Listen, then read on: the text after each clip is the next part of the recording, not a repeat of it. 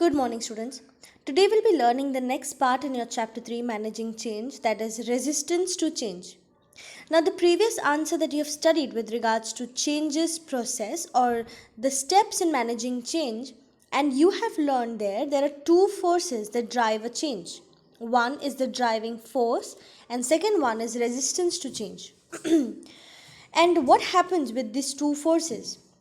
The first force agrees, the driving force agrees with the particular change, and the second force, resistance to change, do not agree with the change. Okay, now changes that takes place into a company, it's very difficult to incorporate it or difficult to implement it, is because of this group of people who do not agree to that particular change. And there are so many problems, difficulties, and resistance because of these kind of people in the company. Okay, and which does not help the company in order to move in a certain kind of direction. Now, such resistance to change from employees is just natural due to various reasons. It could be individual reasons and organizational reasons or a group reasons. In fact, resistance to change is a type of human behavior.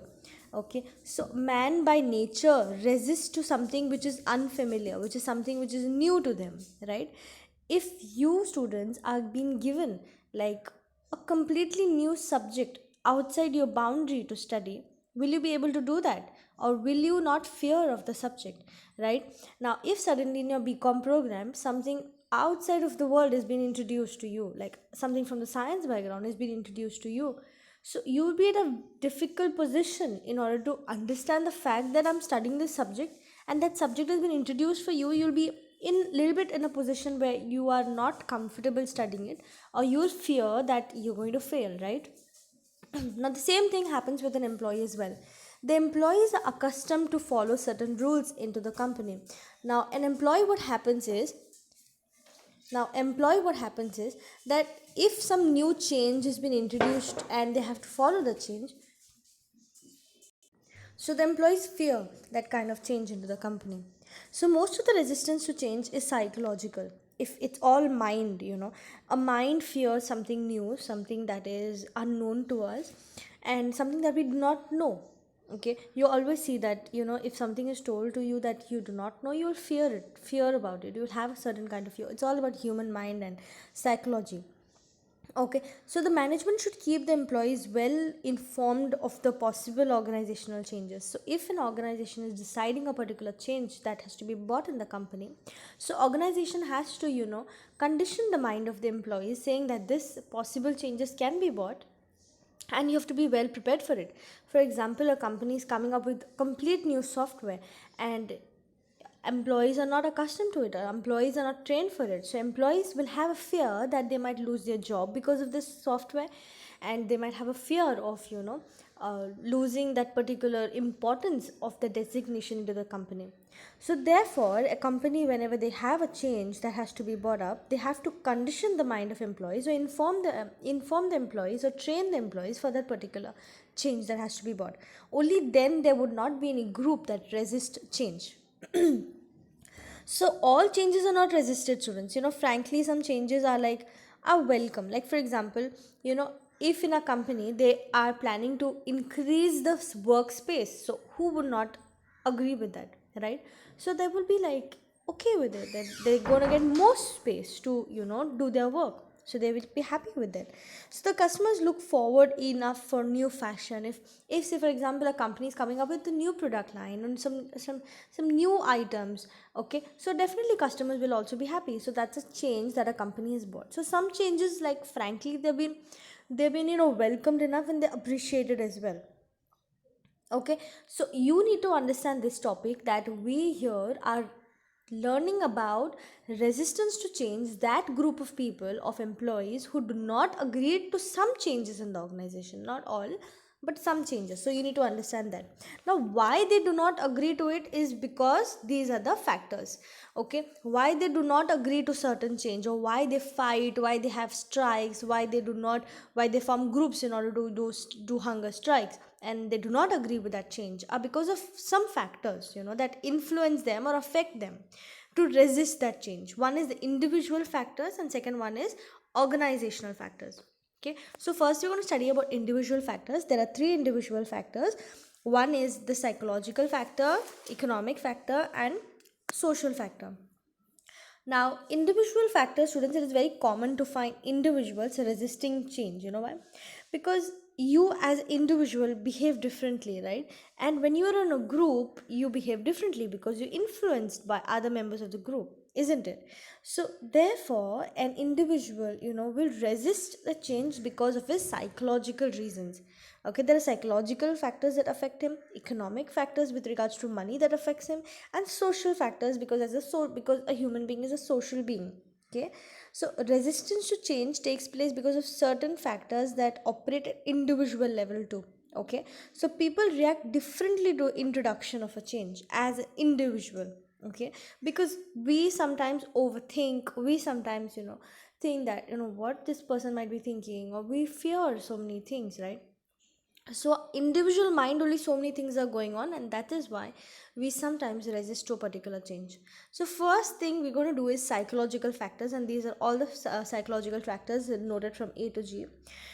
And the first one is maintaining status quo. Okay, maintaining status quo, students, is a human psychology. Okay, they they feel comfortable in doing what they were performing in the past. Now what happens is, if a manager, okay, if a accounts manager is being doing things manually, and if he's using a particular kind of software, say for example Tally, and what happens is he has a particular designation and he's doing his work, but he's so comfortable over the years. Say for example he worked for 5 to 10 years, he's so comfortable with his work,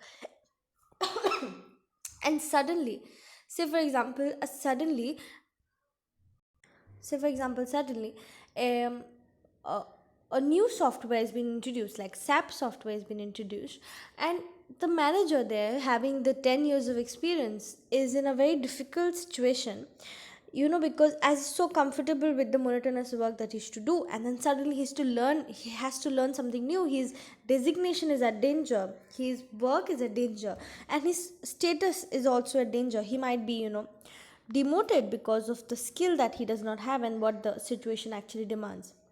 So while automation is introduced, employees apprehend boredom. So what happens is, students, the manager is already having a monotonous job, and then suddenly a new software is introduced, and that is where he feels that uh, his status will be affected, his designation will be affected, he has to learn something else. So therefore the psychological fact of maintaining his status quo is affected. Okay, so employees sometimes may not have full knowledge about the change. That is also a reason that, Arya, if I think I'm a general manager, and suddenly there's a sudden change the board of directors are bringing, and I do not have complete knowledge about the change also, then my mind will strike that I have to maintain my status quo and I have to maintain my designation. For that I will resist this change, I will fight against the change. Sometimes lack of knowledge also leads to our understanding capabilities. Okay, so so what happens is, the employees may take the assumptions about the change which is totally wrong, right? And they will resist to change. So these are certain factors that drives a human being to think in a certain way. Second is element of phobia. Phobia is something that is a fear, right? So basically, students, a human mind fears of something new, something which is unknown to us, and something that we cannot rely on. And sometimes what happens is, even if the boss who's doing or taking the decision, we fear the boss also, that this boss is doing something wrong if we do not trust the person, right? So employees fear if the boss starts relying too much on machines also. Okay, if say for example the company's boss has taken a decision in order to incorporate more machines and reduce the employees in the company, so what will happen here, there is a fear in the mind of employees that the labor charges that they're getting will get reduced as the machines are being introduced into the company, okay, for smoother or faster production. So what happens, there is an element of phobia as well into the minds of the human. Okay, that is why as well the employees resist to change, or go for a hunger strike, or go for some strikes if the company is introducing some change. Even when computers came up, the employees had gone up a strike, saying that the computers will now do all the work what the humans are supposed to do, and then employees scale or employability will will reduce and there'll be more unemployment. So this is a kind of a fear that a human mind or employee faces into a company, and which leads to resistance to change, which are the causes of resisting to the change. Next is human psychology. Now, human psychology, is complete study of the mind of a person, that how a human will behave when a change has been introduced. Okay, so there's a person named Thomas A. Vickers, whereas he has studied human psychology, and you know he says, according to Thomas, is such that human psychology is such that change is resisted as stated below. Like, it is easier to do what you're doing rather than to learn something new, right? Students, if you are told to learn something new suddenly out of nowhere, you will be at a very worse situation at that moment, because it's easier to do what you're doing, or maybe you have studied earlier, right? Now, with regards to a company as well, the person what work he used to do before, and suddenly he's told to learn something new, that is a human mind which will say, no, I can't learn something new. I mean, it will be difficult for me, right? Now, the old generation people who did not know to use a phone, cell phone, so when the phone was introduced into a company, or when the smartphones usage was introduced in the company, or computer usage was introduced to use in the company, the mind had fear that time, that the human psychologist said that no, we had to resist this change. If computers come up, if mobile phones come up, if smartphones come up, if new technology comes up, then what will happen? The employability will be in danger. Okay, so this is the fear that a human or mind or an employee faces. So most of the fail experiences are with respect to trying to do something for the first time. We always fear that we are going to get failure if I try something for the first time and if I fail in it. So that is a fear that a human mind has. So people fight change because human communication is poor. Now sometimes what happens is the person who's introducing the change into company, his communication skills might be in a danger. He might not be able to in a position to communicate the change in a proper way, because people sometimes take in a wrong way. People have so much assumptions about things. People's mind firstly thinks that this person is going to come up with something new or something bad for us. Okay, that is why people resist to change. People also resist change for personal reasons. If I have a personal if fight with someone, then I will automatically think that this person is thinking bad for us, right? So that is also a reason a human mind can think in so many ways. So employees resist change in order to cope up with loneliness, anxiety, and inadequacy. Now what happens is an employee might think, fear that I might lose my job, or I might become lonely, or might lose my position as a whatever designation I had into the company. So these are certain kind of psychological fears that a human mind faces. Fear of uncertainty. Okay, what happens is, students, in a business everything is uncertain. You never know what can happen, and employees are aware of their duties and responsibilities, and also superiors behavior. So when change is brought about it, certain uncertainties are also there in the minds of employees.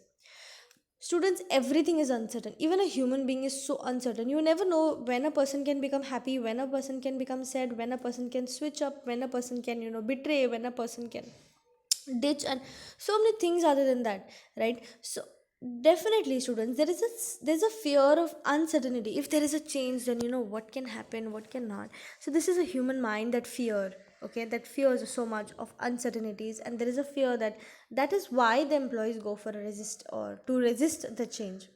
Fear of loss of power. Now what happens if an individual has power into the company?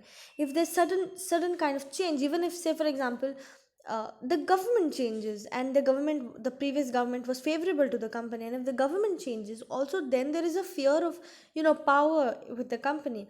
So basically, students, in a company as well, there are so many people who hold the power, right?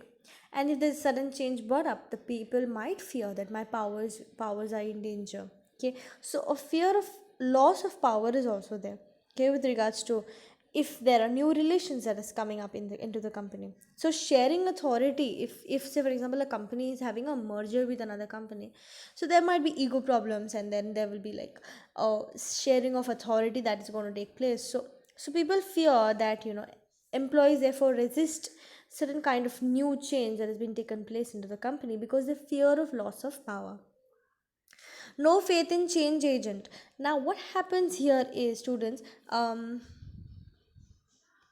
What happens here is, students, you know, the person, the change agent who's bringing the change into the company, is sometimes employees do not have that, that employees do not resonate with that kind of a person or superior who brings sudden change and a little bit bad change for the company and for the employees. So what happens is employees feel that the change agent is trying to basically achieve his selfish goals and putting us into trouble.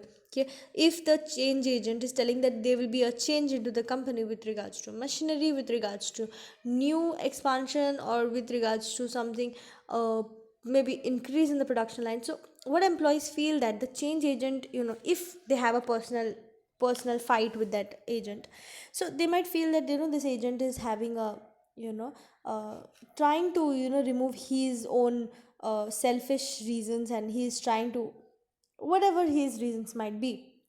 So employees fear that if that particular change agent is not good in his own mind, then they fear out of that reason as well. Okay, so employees come into resistance to change. Employees also go for the hunger strikes, and employees go, do not do their work properly because the change agent might not be good. Okay, or he the change agent might have some bit experiences with other employees into the company as well. Okay, so that is why employees go for resisting the change. Now, individual perception, what happens here is, students, employees resist change which are in class with which are in clash with their values, beliefs, habits, perception, and customs. Now what happens is, students, every individual thinks differently, right? And we as an individual think differently when we are assuming a particular or we are getting introduced to a change. Our human mind thinks so fast, a human mind actually thinks that what we are so selfish as a human being, actually, first of all, that whether any change has been introduced or not, we first resonated with ourselves. Is it following a custom or not? Is it following our beliefs or not? Is it that I am comfortable or not? So what happens is, first only we resist that change. Okay, we first really try to understand that I will not be able to do it. Okay, if I think as an employee that I'm not going to be able to do it, then that means that this work, that this change which have been bought by the company is not good for me, and automatically as an individual I perceive, or I have this perception about the change that it's not going to be good for me, and therefore the employees into the company resist that change. So these were the psychological factors, students. Next video I'm going to say, I'm going to speak upon the economic factors and the social factors. So watch the video, and what you have to do is, with regards to all these points, maintaining status quo, element of phobias, human psychology, fear of uncertainties, fear of loss of power, no faith in change agent, individual perception, you have to write down two more psychological factors into the into the Google class. Okay, so that's it for today's lecture. Thank you. Have a nice day. Bye bye.